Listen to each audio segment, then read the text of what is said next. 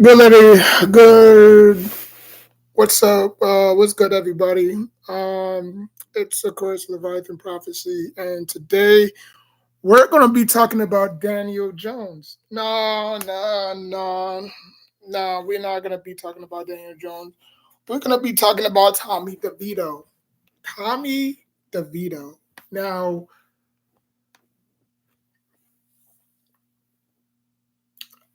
let's let's get one thing straight. For one, I could give two rats ass about Tommy DeVito. I really can. You know, people tend to forget what Daniel Jones have done to this Giants franchise, right? It's like they have deja vu. It's like they have insomnia, right? Like they forget. They tend to forget what good things Daniel Jones have done to this Giants team, right? Now that Tommy DeVito, a backup quarterback, right? A backup quarterback, an undrafted backup quarterback, right? Tommy DeVito is more of a walking meme than he is a quarterback, right? And I don't care. Listen, I'm not here to elevate these players. I don't give two shits about these players. I really don't. I'm not a players person. I never was a players person because players come and go, right? The franchise will still be the same. Players will come and go, right? I'm all about structure, right? For the next 10, 20 years from now. The Giants will be in the same position they are next year. Don't get it twisted. I'm just letting y'all know, Giants fans, that it's not good to dwell on the negative. What Daniel Jones did for us, he was solid, right? I'm not gonna jump on the Danny DeVito bandwagon because he's playing well. He's a fucking backup. He's a damn freaking quarterback. He's a backup quarterback. Simple as that. He's a backup quarterback. He's an undrafted backup quarterback. Simple as that, right? This team's not going anywhere. Now, if he continues this winning streak that he's on, the Giants might possibly slide in the conversation of a wild card spot. How far will they go? Not far. They'll probably get blown out in the first round.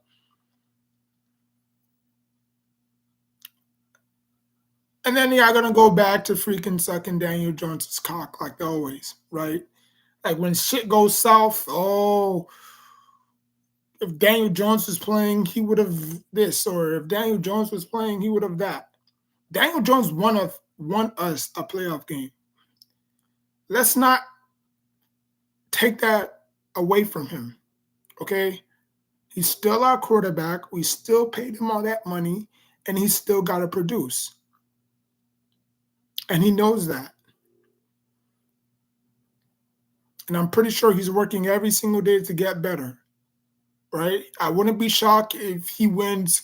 Well, I think these NFL players win what comeback player of the year, like Adrian Peterson did a few years ago, or I think 10 years ago, whatever, where he like tore his ACL and he came back and won MVP, or I think he just won the comeback player of the year award. I could see Daniel Jones doing that similar, right? He had an injury. Actually, he had two injuries, He came back, interceptions went down, touchdowns went up. He threw for 4,000 yards. You know what I'm saying? And then Tommy DeVito is going to be an afterthought.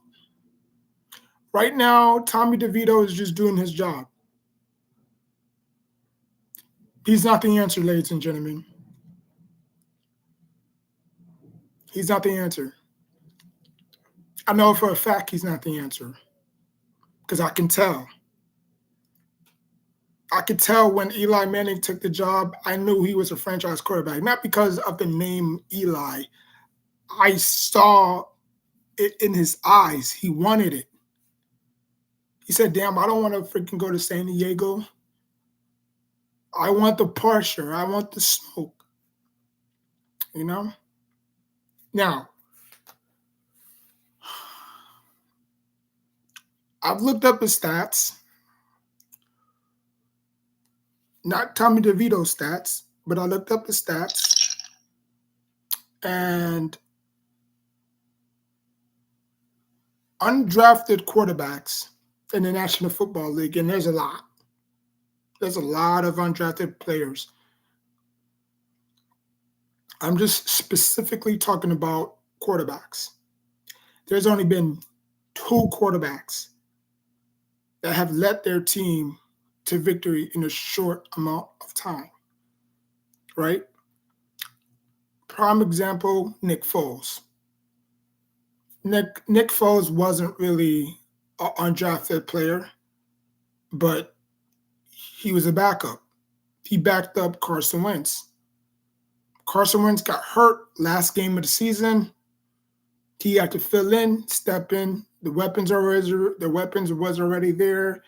The O-line protection was already there. He just had to do his job. And boy, did he do his job to the maximum, right? But the Eagles wasn't really fully invested in him. Yeah, they won us. Yeah, he won us the Super Bowl. Biggest Super Bowl event in Philly franchise because they haven't won-ish in a long time, right? You would have thought, okay, let's just dump Carson Wentz. Carson Wentz is not nothing. Let's just focus on Nick Foles. But they didn't do that. They still stuck with that. They still stuck with Carson Wentz until Carson Wentz just imploded, and then they gave Nick Foles the city, and he imploded, right? Now look where they're both are. One is out the league, the other one is still in the league as a backup. Okay?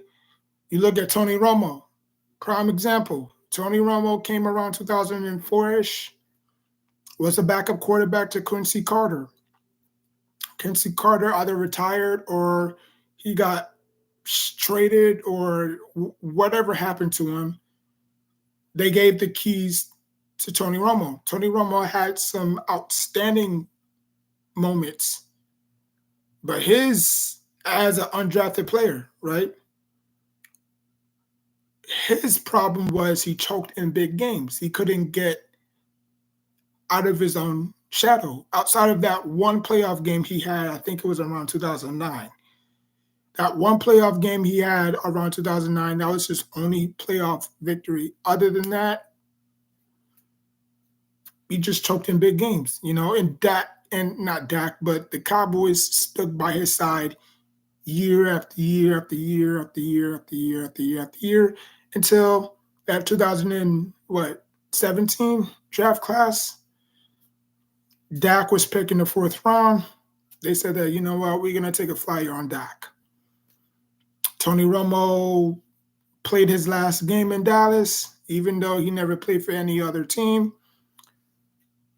I'm pretty sure he's probably going to get his jersey retired someday, never to be number 9, never to be worn again.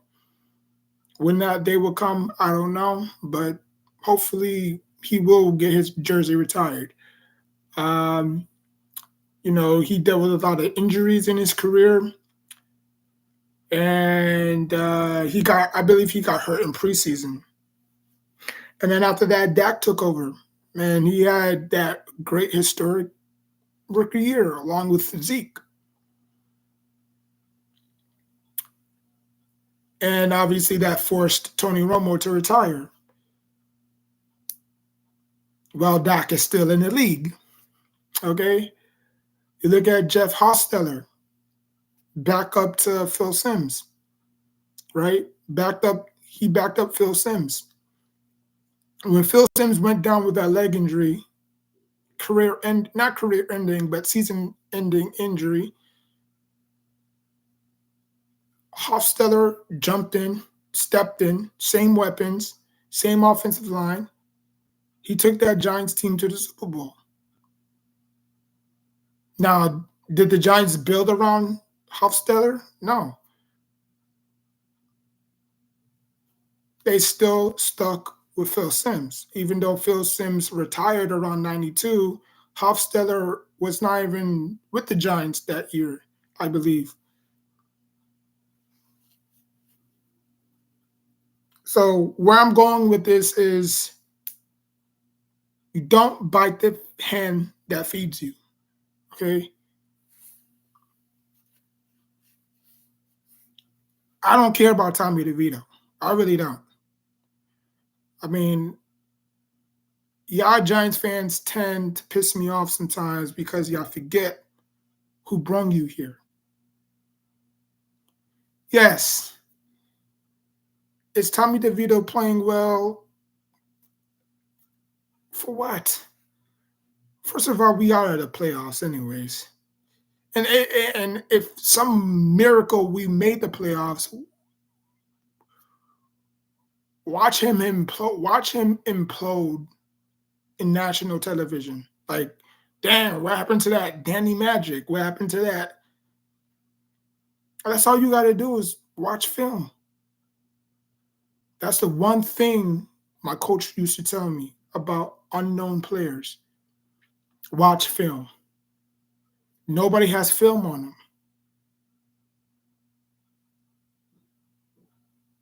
Typical, right? Nobody has film on them. Everybody is wowing and doing this and doing all this stupid, goofy shit. Like, for what? We're winning meaningless games, first of all. We're not getting into the playoffs. And if we somehow get into the playoffs, we're not going to do well because we are who we are. Our record reflects who we are. Okay, sometimes we may not play like that, right? Like, I saw the Giants. Well, actually, I said the Giants was going to beat the Packers. It was going to be a hard-fought game, but I said, okay, the Packers are 6-6.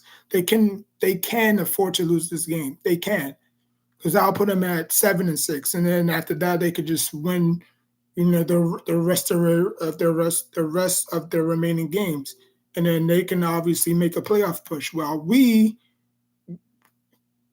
Saints.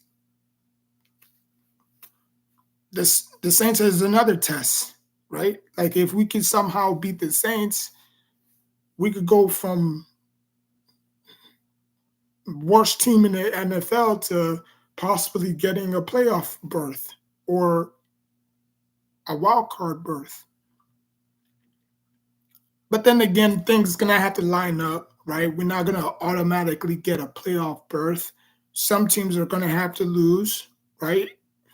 You go back in 2010, where we went 10-6, but we didn't make the playoffs. Why? Because we had a crappy division record, right? We only beat Washington twice.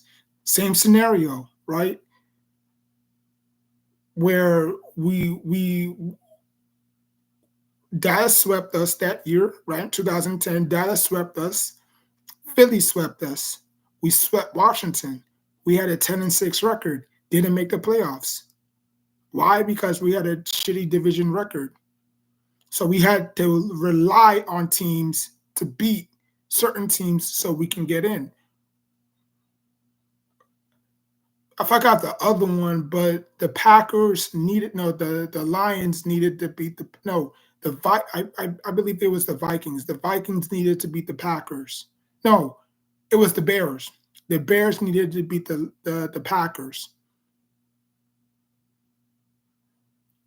All we needed was the Bears to beat the Packers, and the Bears couldn't get it done. And we were mathematically eliminated. I don't know what would happen if we did make the playoffs.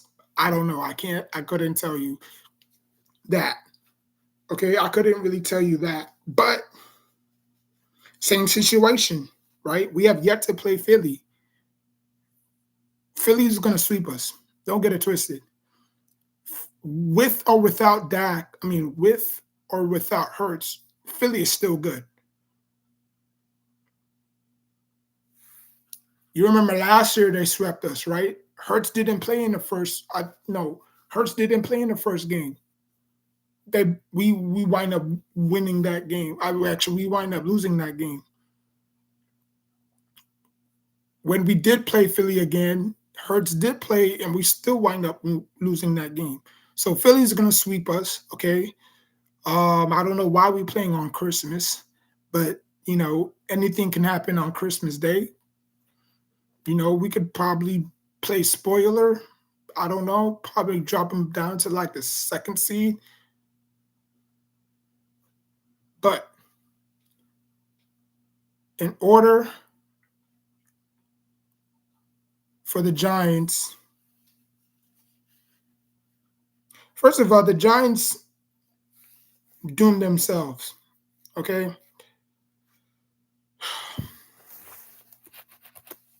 All the Giants had to do was just lose. That's all they had to do. That's all they had to do was just lose. They had the third. Think about it. The Giants had the third pick.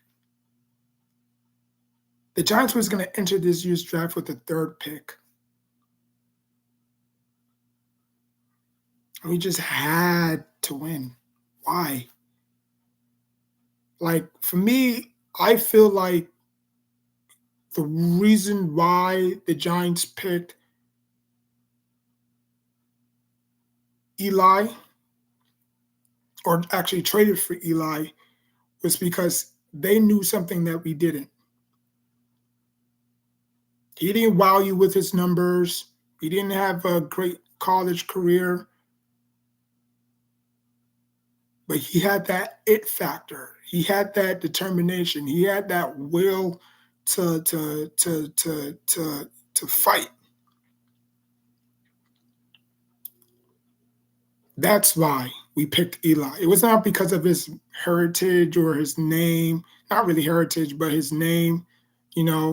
Obviously Peyton Manning won a Super Bowl, so he had to live up to that, right?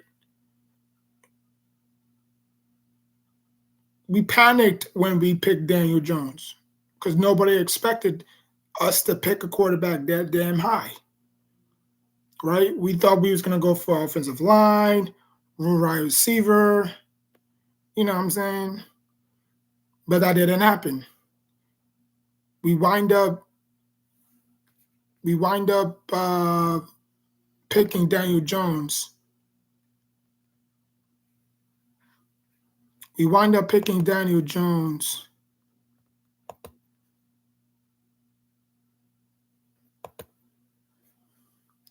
I'm going to put a poll, and then y'all let me know.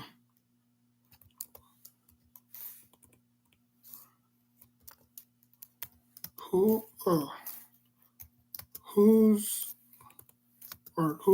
is can't even type. Who is a better QB?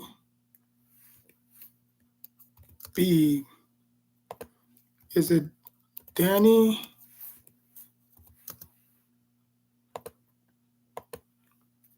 or Jones?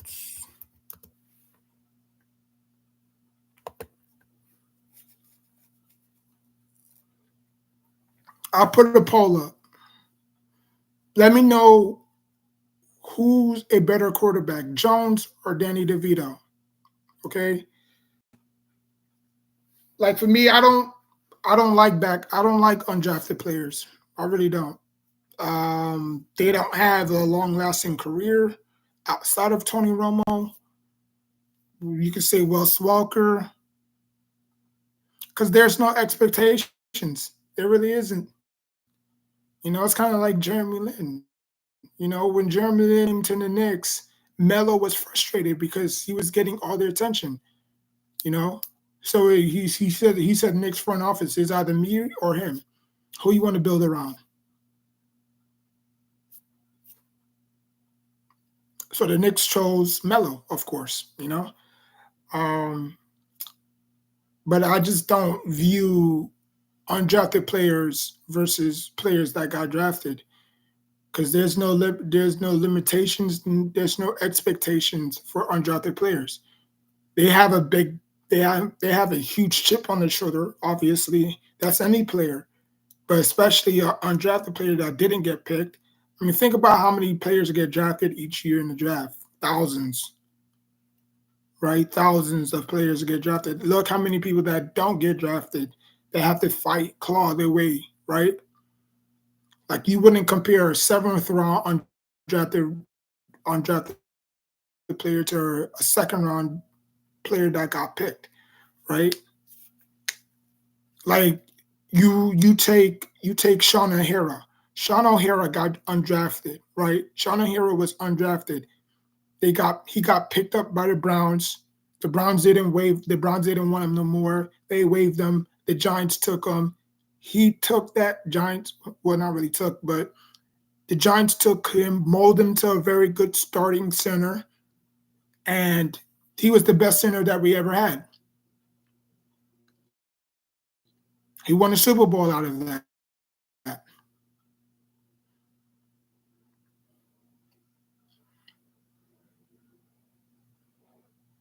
I just don't like the way the fans are going about this. Like we're forgetting what Daniel Jones did.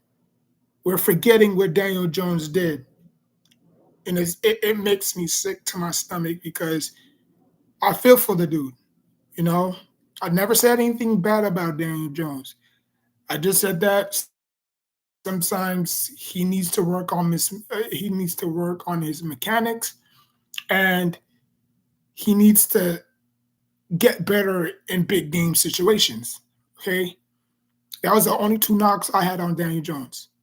His mechanics, um, and his big time plays or his big time games. He needs to get over his big time games because, like, he's what 1-9 in prime time games. So that was the one area. That was the two areas I was concerned about him. But I never bashed Daniel Jones. You know, like when we took him, I was kind of a little bit like, but again, we needed a quarterback at the time because Eli Manning had retired. Remember? So I just don't understand why Giants fans tend to forget what brought them here to this dance. Okay. Now I know Tommy DeVito is playing well. Just like Mike Tyson used to say, everybody's got a plan until they get punched in the mouth. They haven't really done any film work on him. It's just like it's just like the Wildcat when the Wildcat was first introduced. A lot of people was like, "What the hell is this? Like, how you stop this?" It took years, well, not really years, but it took a few years for the NFL to catch up and to understand how to counter the Wildcat. And now look at the Wildcat. The Wildcat is not even a thing no more. It's the read option. You know, you take it, you fake it, throw. That's the NFL these days now. Well, not these days, but that's the NFL now. You know, that's why sometimes you have to respect the old heads because you didn't see Peyton Manning do that. You didn't see Ben Roethlisberger do that. You didn't see Eli or Drew Brees. You know, they was in their normal pistol formation. Tailback going the other way, four wide receiver set, good running game, good defense. That's how you win championships in games. Now the game is just so spread out and so basic. It's dumb. They dumbed it down. Defensive players can't even play the way they used to play no more, right? So I just ask Giants fans, don't forget about Daniel Jones. We're not going into next season thinking Tommy DeVito is going to be our starting quarterback. I don't care. I just want Giants fans to understand that do not hate, do not disrespect Daniel Jones. Because not too long ago, y'all was cheering his ass on. right? Y'all was cheering him on, right? Danny Dimes. Just now that he's hurt, yes, I understand. Move on to the next quarterback, right? And I'm not expecting the next quarterback to play like ass.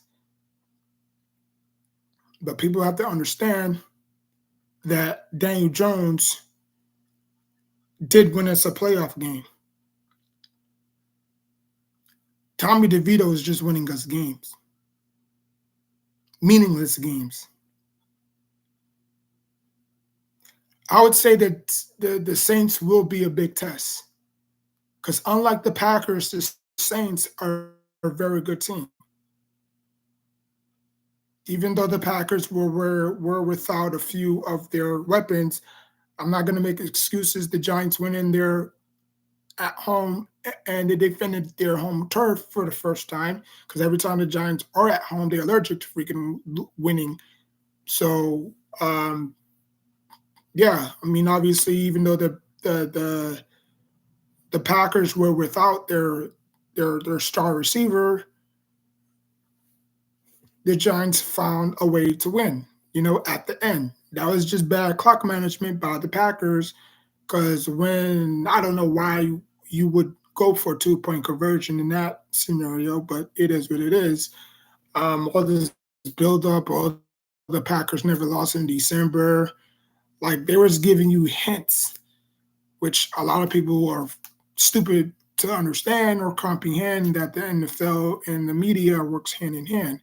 You know, like have you ever seen these panels where they pick all their teams or they give you a certain look, like there's like, well, let me see, 1, 2, 3, 4, 5. There's like 10 panels, right? Before the game starts, they predict each game. Who's gonna win? How many people are gonna pick the exact same teams? The scores are right there in your face. I don't know if people are just blind or ignorant. The scores are literally right there in your face. Now, I'm not saying that all the scores that they show up on the panel is right. Some of them might be wrong, some of them might be right. But I saw one scoreboard that said 24-27. They were kind of off, but they were kind of right as well. Because as you can see, the Giants won 24-22, right? If they would have not if I don't want to use if, but they kick a field goal, it would have been a different story, right? It would have been a different story. But I just want Giants fans to understand that please do not diminish Daniel Jones' success here. He's still our quarterback. He's still under center for the next 2 years. Okay. He signed that four-year, $40 million, 20 or four $20 million deal, which is basically 2 years, right? We don't have him the first four. I mean, back in the day, they used to freaking throw the bag and sign you for like a 7-year contract. I remember they gave David Carr a ridiculous $123 million for 7 years. He didn't really pan up to it. He didn't even live up to it, That's why, Michael Vick was never the highest paid quarterback,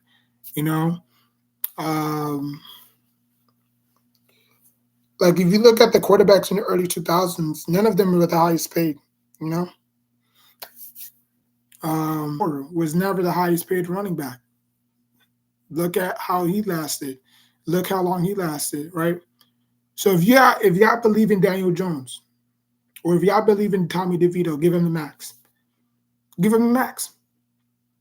And now shut your asses up real fast. Daniel Jones didn't perform. Daniel Jones didn't underperform because of the money. Daniel Jones strikes me as a guy who don't really give two craps about the money. It was just the production. It was just him living up to high expectations. It had nothing to do with the money. But a lot of people want to paint the picture, oh, the money had a factor to do with it. It wasn't about the money. It was about the production, right? Because when you're awarded with all that money, I mean, just go out there and perform. Just go out there to perform the same way you did when you didn't have the contract. Because when you didn't have the contract, you was balling. Now you have the contract, you acting like you forgot how to play football. So I think it was because of the production, not the money. Like if my boss gave me that type of money, would I still be the same person? Would I still work the same? Hell yeah, hell yeah, I'll still work the same because it's money. The production, you just have to give the production, give back the production. So if Tommy DeVito is that guy, give him the max. I know he's still on his rookie deal. They'll probably maximize him. He's probably because he signed a 3-year deal. So um, on how well he plays throughout the rest of the season, because I'm pretty sure he's going to be the starter from here on out, Tyrod Taylor, unless Danny DeVito gets hurt. Knock on wood, he doesn't. Tyrod Taylor's going to have to come in. Now against the Saints, let's look at the Saints. I should do this on my phone. Yeah, I think I could do it on my phone and my laptop because I thought that when I open another tab that I have to. But looking at the Saints, how much time do I got? I went live for the first time on PokerChat yesterday, and let me tell you, it is hella addicting. All these damn apps, yo. I mean, all these damn ads. Oh, it's only 7:43. Jesus. Time flies so fast. It's not even funny. I am not doing well on my parlays, man. I mean, on my fantasy draft. My fantasy draft is crap. I'm gonna show you my fantasy draft in a minute. What I was doing again? Oh yeah, I put this on. A lot of people seeing, oh, you're a Giants fan. Oh, you see Tommy DeVito, and I literally, and then they looking at me like, wait a minute. I say, oh, why? Just I'm not really a big fan. I was like, oh, you're not a big fan of Tommy DeVito, okay? And I said, and he asked me why, because he was an Eagles fan, and I said, I mean, the dude was undrafted, and you know, they don't really undrafted person. Like you said, yeah, you know.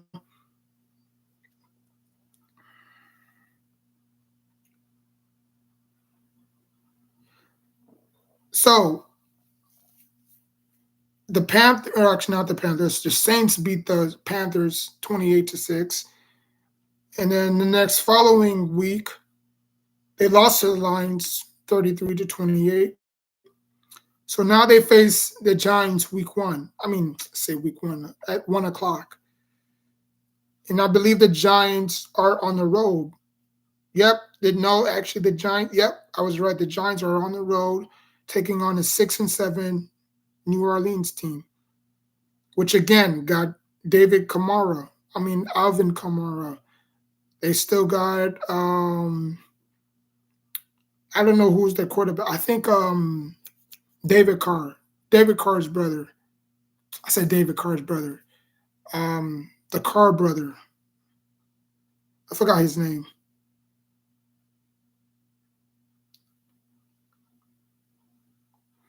And there's a little bit of history between the Saints and the Giants, right?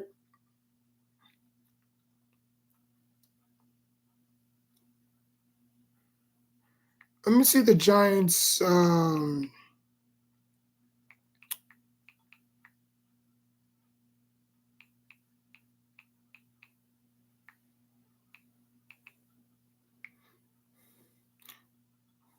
Okay, so the Saints and the Giants have met 31 times, with the New York Giants holding a 17-14 advantage.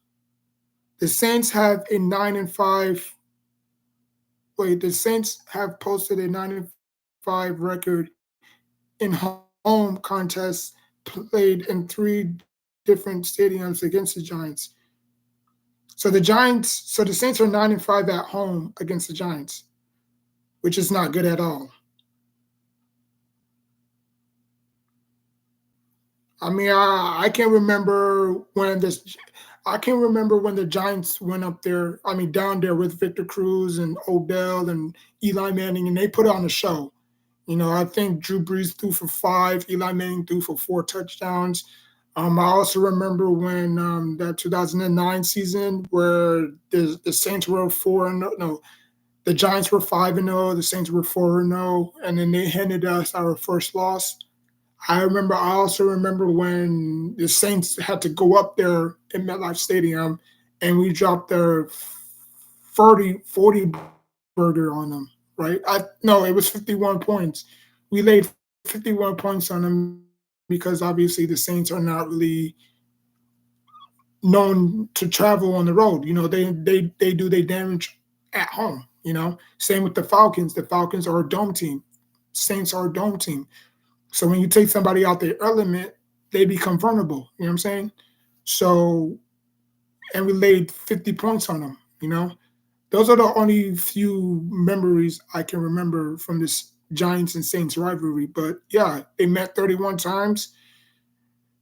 The Giants actually hold a winning record. They're 17-14 against them, but the Saints have posted a 9-5 record in home contests played against the Giants in 3 different stadiums because the Giants played in Polo Grounds, MetLife Stadiums, and Giant Stadium, I believe. So yeah, so I mean, 31 times is a lot. you know, I remember Lawrence Taylor and his havoc on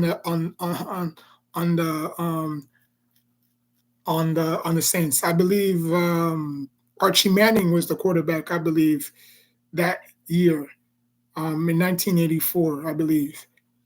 Um, but they sucked then. They was not really a good franchise back then. Um, but yeah, I do believe that the Giants will probably lose this game. Should probably lose this game. Not really depending, but seeing how the Saints lost a very close game against the Lions. You're thinking that they're going to come home and lay an egg. No, they're going to come out well prepared. They're going to come out with a vengeance. And, just like Mike Tyson used to say, everybody's got a plan until they get punched in the mouth. Well, the Giants are going to get punched in the mouth heavy because of 2 reasons. Tommy DeVito never faced the Saints before. And I know the Giants defense is playing well. That's going to be their backbone if they decide to win this game. It's going to be leaned on their offense. It's going to be leaned on their defense more than their offense, right? Because the Saints play the Saints play a very systematic defense, right? It's not like the Saints defense is not like Wink Martindale, but it's close enough, right? With that loud noise in the dome, it's going to be very hectic. And it's a 1:00 game, so it's not a primetime game.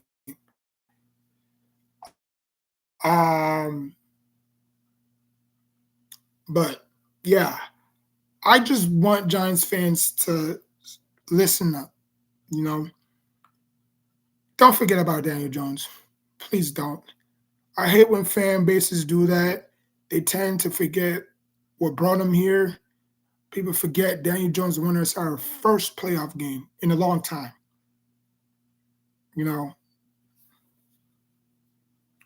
Don't hit Daniel Jones. Don't kick Daniel Jones out the door just because a newcomer is here. Because I tell people this all the time. Unknown players, when they come in the National Football League, just give them time. Just give them time. Just give time to the league to catch up. It's just a matter of time. You know? Like we're winning games we're not supposed to. Because if we want to build for the future, we have to have good, solid picks. We can't be picking very high and expecting to land a stud. Because we all know the first 5 picks are going to be studs, right? Outside of the top 5, right? Now, since the Giants won, where do we pick in this year's draft? So we went from 3rd to 5th.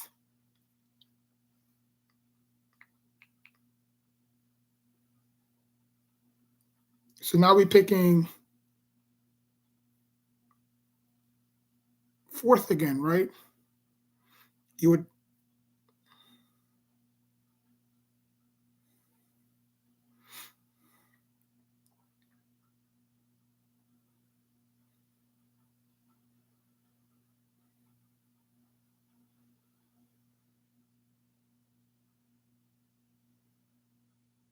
So I hear a lot of people say that we're going to have the 8th pick because we lost. Actually, not lost, but we won against the Packers. Since we won against the Packers, we have to wait until other teams like the well, not the Panthers. So yeah. So right now, the Arizona Cardinals hold the 3rd pick. Okay, it's the it's the Bears, the Patriots, the Cardinals, the Commanders, the Bears again, the Giants. Right? So the Giants went from 3rd, picking 3rd, right, in the beginning, won a few games, right, beating Washington twice. That dropped us to number 5. And then after that, we started a 3-game winning streak. So right now we're picking at number 6. I don't know how accurate that is. I hear a lot of people saying that, oh no, we're picking 8th.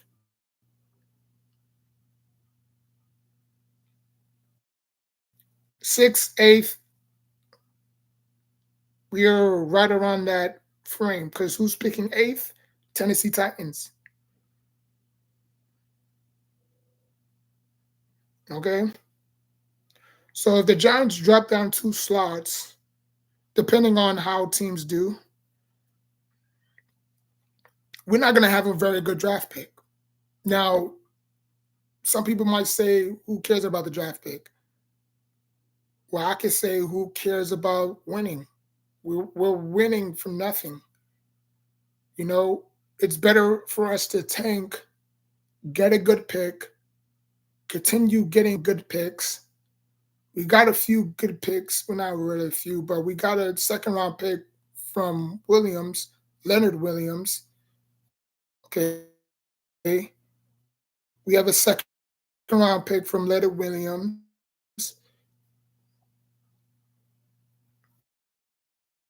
Okay. I think it was a swap because I think we had to give their draft pick.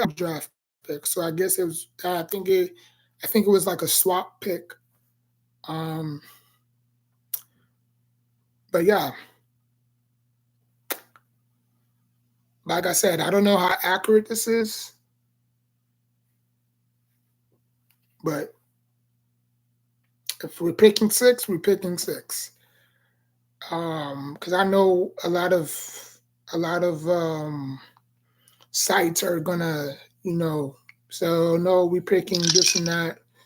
I don't wanna, you know, I don't wanna be that, Grinch, you know.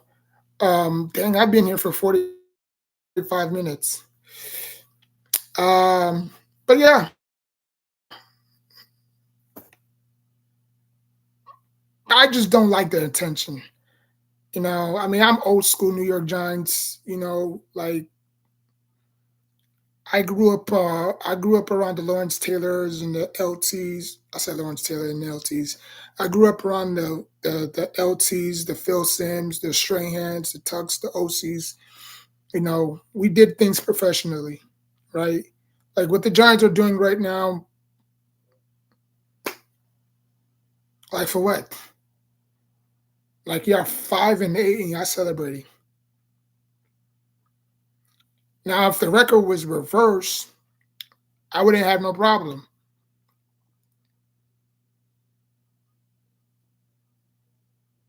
And people don't pan out that. People don't comprehend that we're a bad team. People think that winning these games are going to make us better. I'm all for picking low, picking the best player. Because that's where your money is at. You ain't going to pick,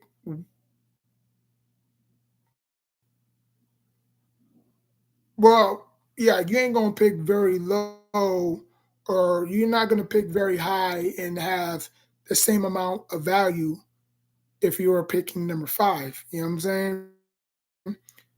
So I think the Giants are picking at number 8 because at first they were at number 3, and then they had to freaking fool around and win games for some damn reason.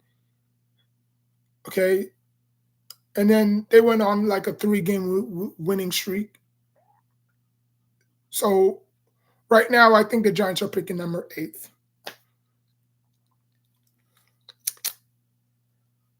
How accurate that is, I don't know. Um, I'm gonna try to do 1 hour, not 1 hour.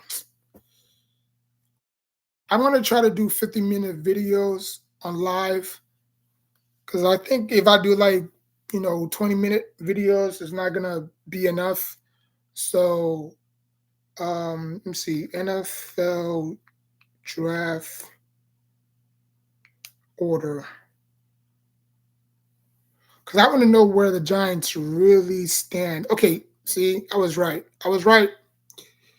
So that other site was giving me the false information. The Giants are picking number 8. We all know the Carolina Panthers traded their pick to Chicago. So the Chicago Bears are obviously going to have the first pick. Patriots is second. Cardinals are third. Washington is fourth. Chicago's fifth. Vegas is Las Vegas Raiders is sixth. Jets are seventh, and the Giants are eighth. So the Giants went from picking third, all the way to eighth. So the Giants are automatically outside of the top 10. Outside of the top 10. Like you have to go back and look at who the Giants drafted when they had the 8th pick. Now we all know when the Giants had the 12th pick, who they drafted was Odell Beckham Jr. And he obviously he returned he became a instant star for a short period of time, right? The Giants had the 12th pick in the first draft in the first round, and they picked Odell Beckham Jr., right? Now you could say, who did the Giants pick with the 8th pick? Um, so yeah, the Giants are more likely to pick number 8. Now, if they do decide to win against the Saints, they will be picking probably number 11th, depending on what teams do bad, do good, you know? But the Giants had a golden opportunity to grab one of these studs, and they didn't do it. So if the Giants are in the same position they are next year, there's nobody but to blame. There's nobody but to blame. Because I'm saying this because I care. I'm not saying this to rant. You know, like I could give two shits again. I could give two craps about Tommy DeVito. He's not the answer. Daniel Jones is not the answer. But I believe Daniel Jones gives us our best chance of winning. Not Daniel Jones. Tommy DeVito is just winning with scraps right now. He's winning with the same players that Daniel Jones got. Same offensive line, same players. He's still getting sacked, 6 sacks per game. You know, the sacks obviously are not going anywhere until we can booster this offensive line. Figure out why this offensive line is continuing to struggle.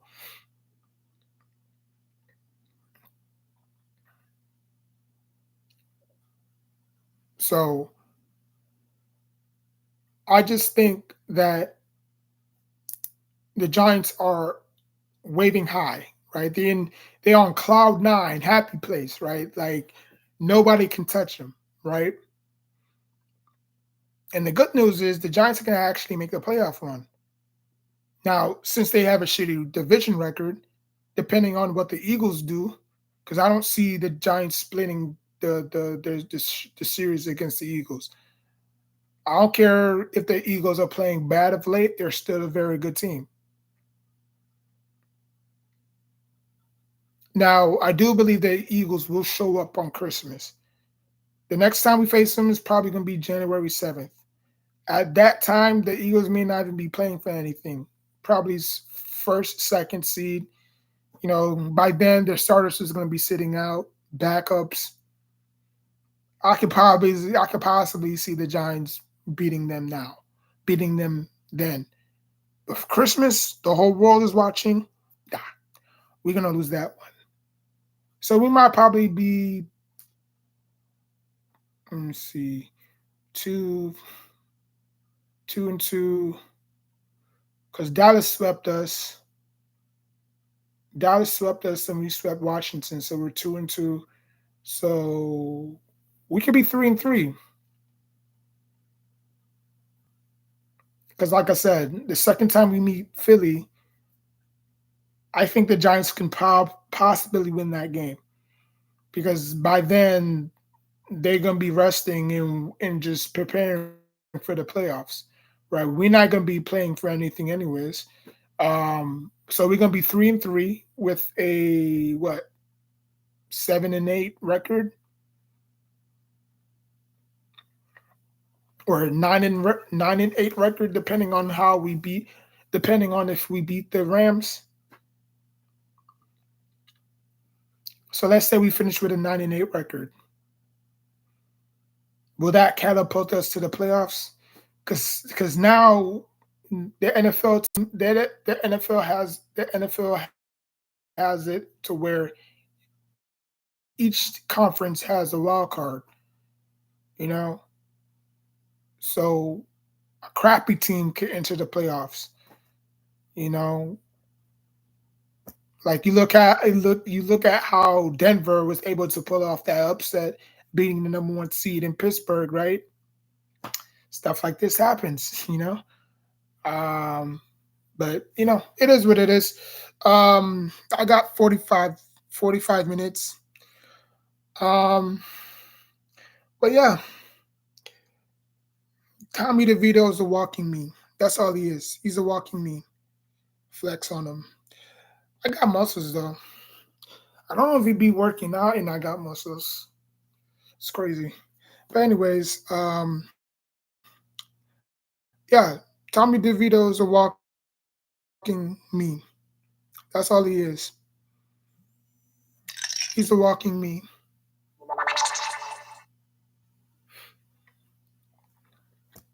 I do not like undrafted players because they have a short span, right?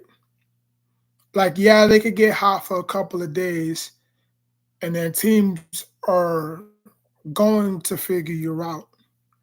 That's just how the NFL works. You know, like a player unknown comes and wows the NFL, and then boom, the next following year now that everybody has film on him, he becomes a bystander. You know, like you saw how money perfect example. You saw how Johnny Manziel was, right. His first start in the NFL, flashing the money sign. You know what I'm saying? Like, flexing on the quarterbacks and flexing on the defensive ends and shit.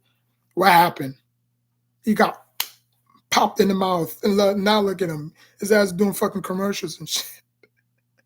His ass is doing fucking commercials. So the NFL will adjust to Tommy DeVito. Right now, Tommy DeVito is taking the NFL by storm. We don't know who he is. All he knows is his dad is his agent. He still lives at home. He's 25 years old. He don't have a girlfriend, no kids, but he has all the confidence in the world. And he's Italian. And he's from the area. Well, actually, New Jersey, not New York, but still.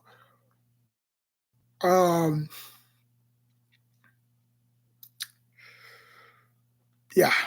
So Giants, live it up. Giants fans, live it up, because this 15 minutes of fame is going to end disastrously.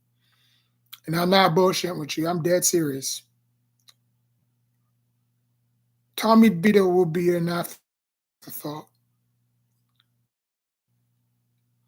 When y'all look back at it, y'all gonna say, "Oh, you remember Tommy DeVito doing the little, I want." What is this? Like, this is like money, right? Yeah, the little money sign, whatever. Like, everybody's gonna say, "Oh, you remember Tommy DeVito? He had that little, stretch where he was great."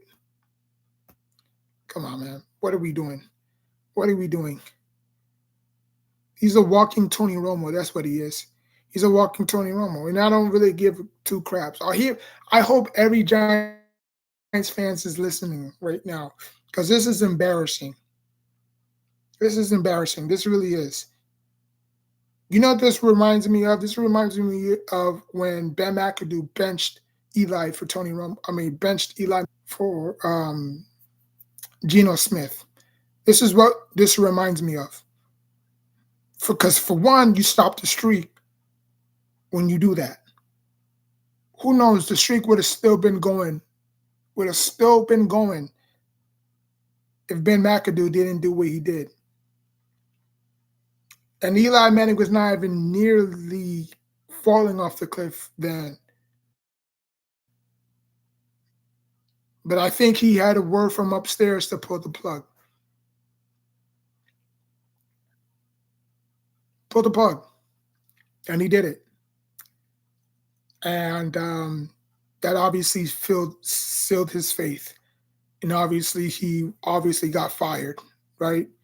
Because the Giants have this tendency to every head coach, every 2 years, boom, you fired, right? Outside of Tom Coughlin and what was the other quarterback? What was the other? Jim Fossil. R.I.P. to Jim Fossil. Those were the only two head coaches that the Giants actually had that was decent. One took them to the Super Bowl, didn't win, but at least took them to the Super Bowl, and they got blown out. Second head coach, obviously, Tom Coughlin, took them to 2 Super Bowls, won both of them by the exact same team.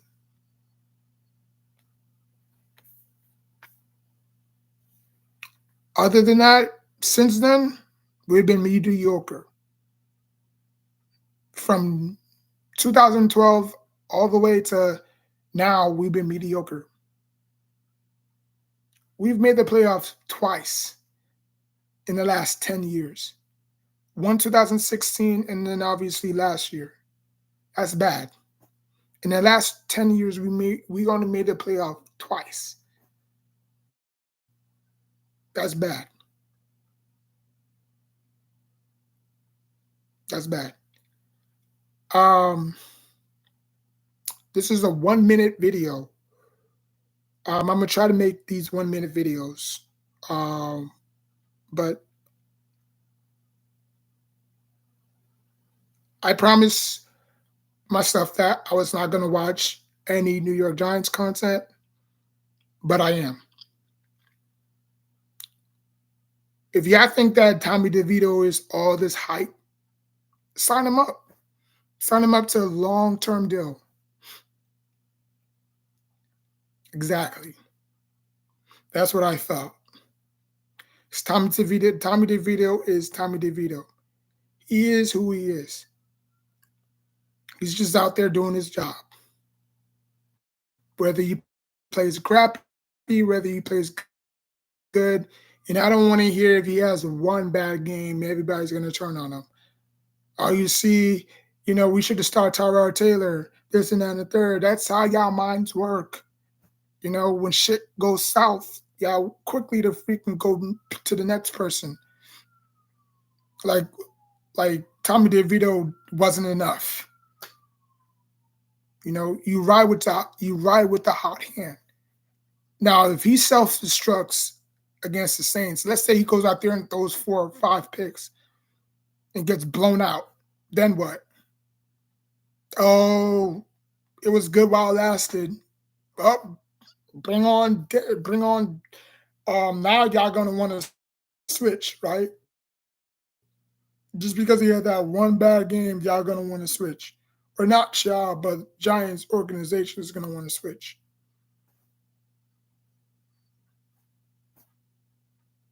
I guarantee you, Tommy DeVito is gonna have a bad game. I guarantee it. In the words of Charles Barkley, I guarantee that Tommy DeVito is going to have a bad game against the Saints. Watch. Mark my words. Like, comment, subscribe. Till next time, take care of yourself and each other. Fuck out of here.